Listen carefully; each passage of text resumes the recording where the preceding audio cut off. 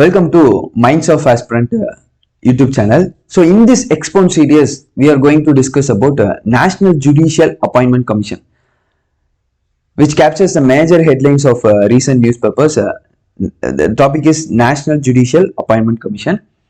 So there were many articles regarding National Judicial Appointment Commission. There were many recommendations and many requests to bring back the National Judicial Appointment Commission into again.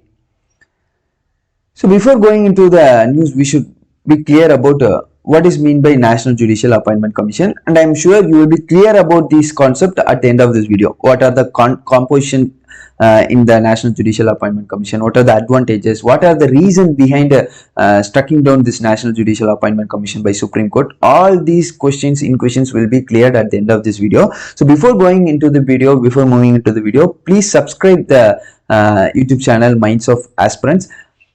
And if you are aspirants preparing in language of Tamil, the same video has been updated in the translated language.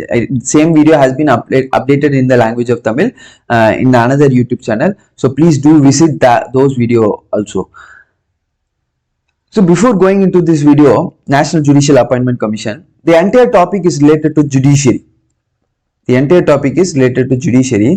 So if you want to understand this concept, you should be clear about the concept collegium system. So what is meant by collegium system? How the collegium system has evolved? What are the components in the collegium system? What are the duties of the collegium system? What is the structure of the collegium system? Advantages, disadvantages, everything has been discussed in the last Expound series, 50th last video of Expound series, like 50th Chief Justice of India, which has been already uploaded. So those videos link has been placed in the description. Please do check this video in order to understand the concept of collegium much better, in order to understand the NJAC much better. So please do visit this video also, which I have placed in the description. So before going into the topic, we will discuss about the NJAC. What are the reasons? Everything we will discuss, all the components dealing with NJAC. So this entire concept is related to judiciary. And the entire reason and the entire furrow to bring back the NJAC is due to the large dependency in the judiciary. So rightly, judiciary is suffering from lot of pendency, lot of backlog in its cases. So its strength, the judiciary strength is not at all enough for disposing all the pending cases. So on the backdrop of this, Law Minister Kiran Rijiju, President, Vice President, everyone is again debating about National Judicial Appointment Commission. The main reason is large dependency of judiciary. So I will give an approximate picture of the pendency in the judiciary.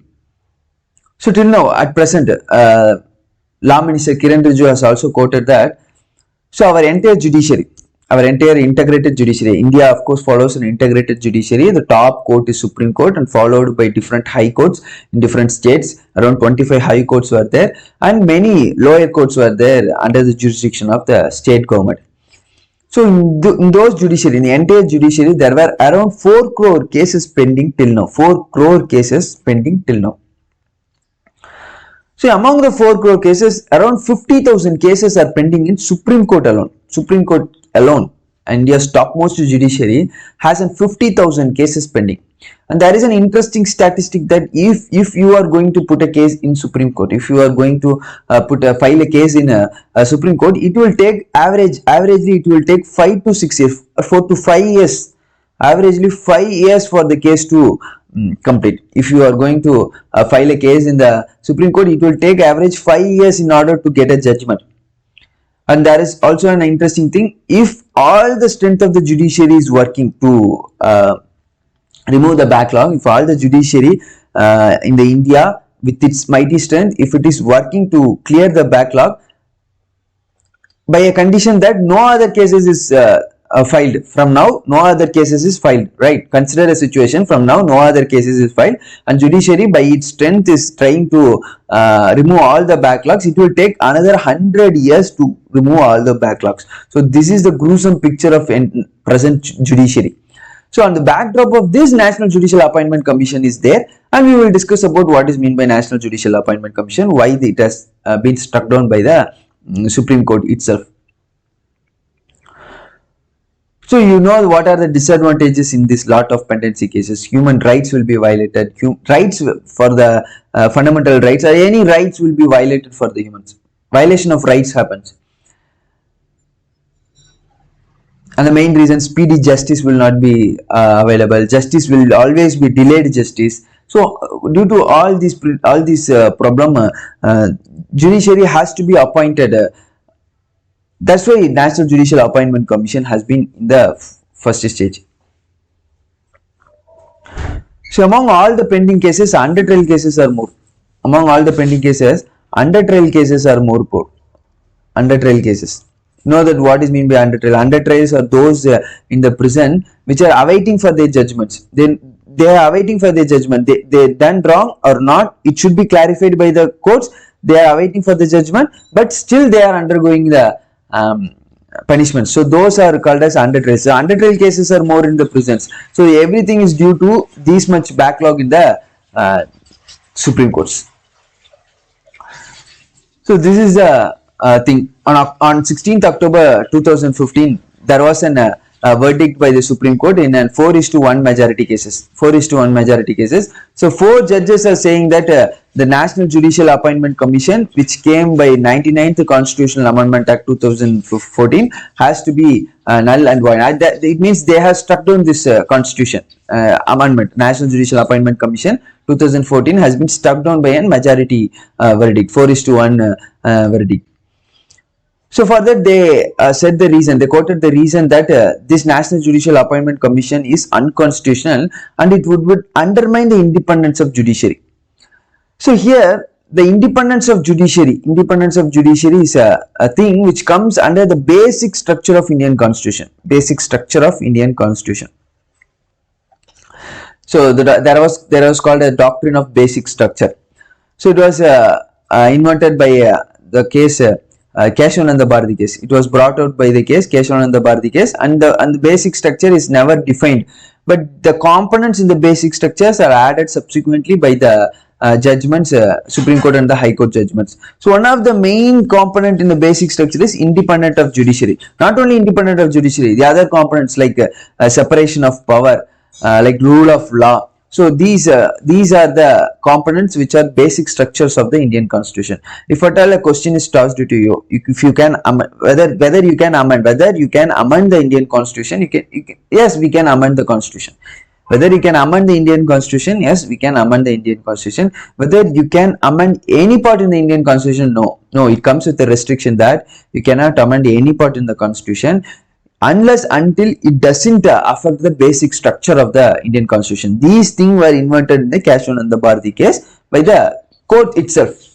So court itself said that you can amend any part of the Indian Constitution, but you cannot damage or you cannot alter the basic structure of the Constitution by amending the provisions in the Constitution. So what are the basic structure of the Constitution? The Supreme Court itself came up with many components in the basic structure and subsequent judgments. So one of the thing is independence of judiciary. By appointing National Judicial Appointment Commission, you are undermining the independence of judiciary. That's why NJAC stands null and void. This was the judgments which was given by the Supreme Court. But there is a contradiction. Separation of power is also in the basic structure of the Indian Constitution.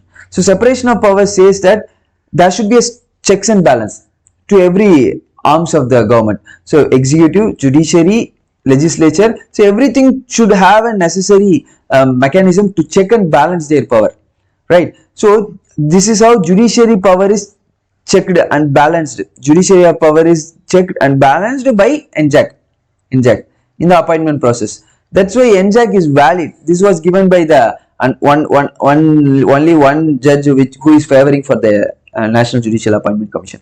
So this is the background. So under 2015, the Supreme Court cancelled the 99th Constitutional Amendment Act, which was brought in the 2014 by the elected government. So why was the NJAC challenged? The same reason. The reason behind why the NJAC is challenged, this association, Supreme Court Advocates on Record Association, appealed in the Supreme Court that this 99th constitutional amendment, this NJAC, it is unconstitutional and it is invalid. And the judgment was favored to them. The judgment said that the amendment was severely damaging the basic structure of the Indian constitution, and it is also undermines the independence of judiciary, which is an integral part in the judiciary. So they said that NJAC stands null and void, and 99th constitutional amendment is cancelled. This was the judgment which was given by the Supreme Court. So before going into the composition of the NJAC, you should know what was NJAC. Why was NJAC was brought out? The first main reason is in order to appoint judges, right? So now collegium system is there. Collegium system is not there in the constitution. So the government thought that these collegium system are very opaque in nature, and these collegium system will bring many nepotism and favoritism in appointing judges. This collegium system is somewhat misusing the balance of, is somewhat deteriorating the balance of power. The brothers are appointed by brothers itself. So that's why a constitutional amendment has done. Constitution is even amended by special majority, and they brought NJAC in order to appoint the judges. So NJAC was a body which was proposed to appoint Chief Justice, Supreme Court judges and High Court judges in more transparent manner. And the other thing is to replace the collegium system. To replace the current collegium system, this National Judicial Appointment Commission has been brought out. And it was proposed via a constitutional amendment bill of 2014, National Judicial Appointment Commission. So this is the reason why National Judicial Appointment Commission has brought, and this is what the National Judicial Appointment Commission is. So National Judicial Appointment Commission has the composition of Chief Justice of India, who will act as the chairman of the NJAC. He is the head. And two senior most judges of the Supreme Court. So on the whole, three people from the judiciary side. And a law and justice minister, he is from of course he is from a government side, and another two eminent person appointed by a committee consisting of Prime Minister, Chief Justice of India and the leader of opposition. So on the whole, 3 members from the government side, 3 members from the judiciary side. So these 6 members will appoint the other judges in the Supreme Court, High Courts, the transfer of other judges. Everything will be discussed detailedly in this NJAC. So this is the reason why NJAC is brought, and this is the composition, and this is the reason why judiciary is cancelled this NJAC, because these 3 central government, these 3 representative from the government may hamper the judgment. I mean, may hamper the judges, may hamper the view of the judges. So this is what the view of the Supreme Court judges. So this is the reason why they cancelled the National Judicial Appointment Commission. So you should know what are the benefits involved in the NJAC. So you know many disadvantages are there. The reason behind this, main reason is it undermines the independence of judiciary. So you should also know what are the benefits involved in National Judicial Appointment Commission. And you can quote that it is proposed by Justice Chalameshwar, because he is the judgment who gave the favoring judgment to the NJAC. He is the one who gave the favoring judgment to NJAC. So Justice Chalameshwar has quoted out many benefits for the NJAC. So one of the benefit he quoted is it is a transparent process, right? Of course, it is a transparent process. What are the things discussed inside the National Judicial Appointment Commission which can be known to the public? Whereas in contrary collegium system, what are the things they are discussing? What are the guidelines they are following? Everything are very opaque and which is unknown to the common public and the government. So it is an opaque process. On contrary to that, NJAC is a transparent process. So this is one of the benefit. The other thing is it brings checks and balances to the judiciary, which is of course an basic structure of Indian constitution. It brings the checks and balances. So judiciary cannot have an overstepping power. So every arm should have a check and balance. So that is a basic structure. It brings a checks and balance to the judiciary if NJAC is implemented. And it will seek a balance of power. It maintains the balance of power between the different arms of the government. And Mr. Justice Chalameshwar also quoted the global examples, like example of US. So United States example. So in United States, judges are appointed by the executives. So there is an example is there. So he is quoting judges are appointed by executive in US. So they are following a good presidents. So why not we should follow them? Why not we may follow them? So that was the question raised by Justice Chalamishwar. So these are the benefits for the NJAC. And on the contrary, you should also know what are the issues in the collegium system, because you are going to replace the collegium system with the NJAC. Then what are the issues in the collegium system?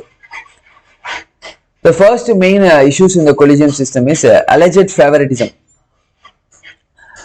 So the favoritism in collegium system, the judges are appointed by the judges itself. So there may be many alleged favoritism in the collegium system. There may be possible nepotism. So these are the issues. The other thing is ambiguous process. In collegium system, there was an ambiguous process inside the collegium system, because we don't know what they are discussing, what are the guidelines they are following. So the collegium system is very ambiguous. And isolating the executive, so separating the executive from the appointee the judiciary. Extra constitutional nature, it is an extra constitutional body, whereas compared to NJAC, it is a constitutional body. It brought out by the proper constitutional amendment, but this is an extra constitutional in nature. And the main drawback of collegium system is it lacks transparency. So these are the issues and these are the benefits of the NJAC. And you should conclude your answers, whether if any thing has been done. I mean, if any question is there,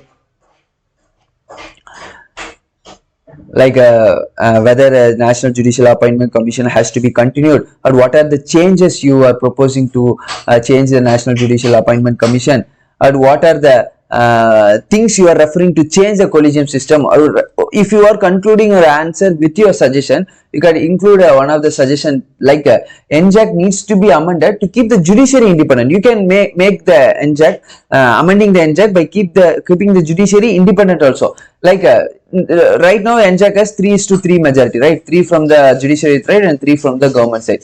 So you can amend that. You can make that 4 from the judiciary side and 2 from the government side. So like